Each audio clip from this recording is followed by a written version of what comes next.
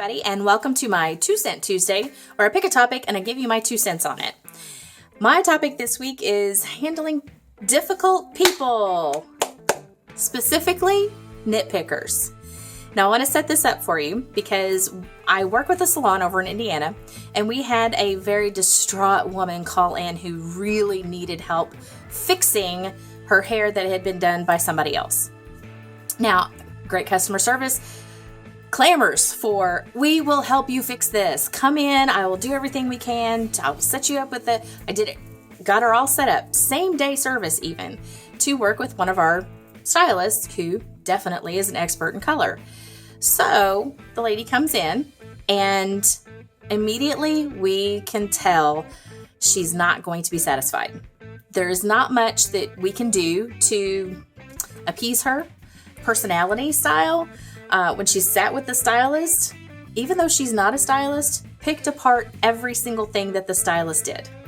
Part of the process, or any chemicals that was getting used on her hair, or right down to the brush and the styling of it. I mean, everything got nitpicked. So it got even better the next day when she called back and she was not happy. Even though she was happy when she left the night before, somehow magically the next morning she was no longer happy with that haircut.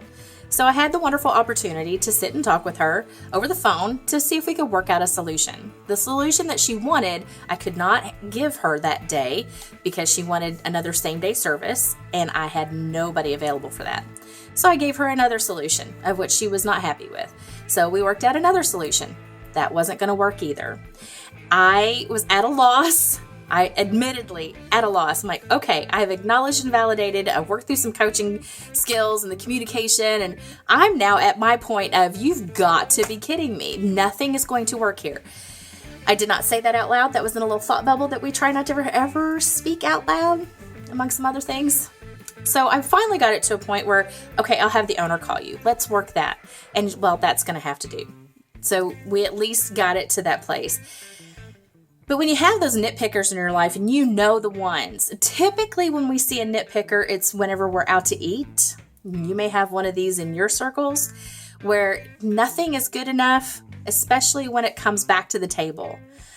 Because they may have ordered it one way and it came out exactly like they've ordered it, and yet now nothing's correct about it. We all know the nitpickers, and there's a difference between a nitpicker and an OCD person. I kind of like the OCD people who keep me organized, even though I'm fairly organized. They find good homes for everything. It all goes in certain places.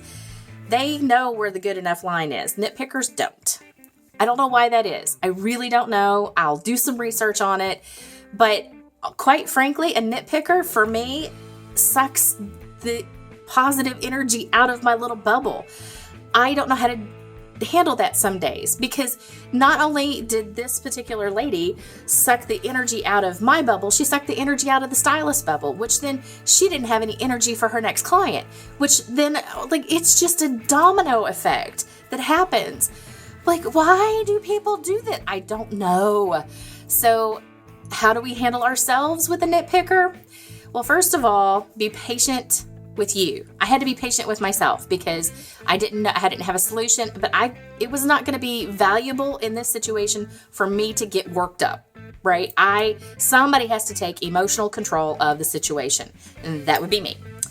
So I did, and I was patient with myself in the process. When I got done and hung up the phone, I just let that energy go because I can't hold on to that. So first of all, be patient with yourself, and then learn to, after that moment's done, let it go. Don't hang on to that. And I'm not going to sing, you know the song.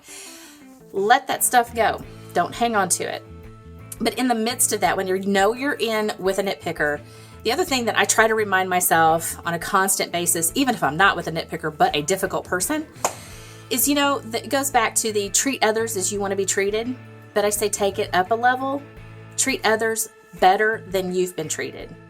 Treat other people better than you have been treated, because you know what it's like to be treated badly in some form or fashion. We've all had our struggles, but why should we do that to another person? If I'm intentional about treating you better than the experience I've had before, you're going to walk away. You're going to be able to pay it forward somehow, some way down the road. That's how all of that stuff works. So I encourage you, in the midst of your difficult people, be patient, first of all, let the negative go, and then pay it forward.